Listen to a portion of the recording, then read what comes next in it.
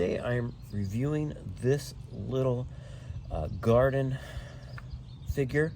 It's a little snail. Great detail on it. Cool little face.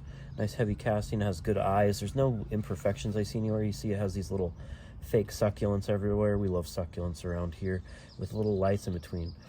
So it's all solar powered, so it doesn't take any batteries. It has a little solar panel on the back. It's an off and on, so you are going to want to make sure you put it somewhere where there's direct sunlight. And another cool feature, has a hide a key, so you can put a little key or whatever else you'd want to hide for someone else to find and be like, hey, just check the snail. Yeah, you just have it in there.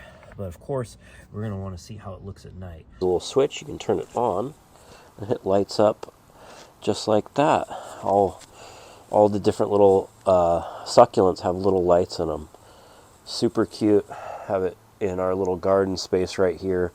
Just a nice little lawn ornament, tchotchke, whatever you want to call it. I'm going to turn this guy back off so you can see the details on the snail a little better. But yeah, he's got a little thing. He looks good, and I hope this video helps you with your buying decision.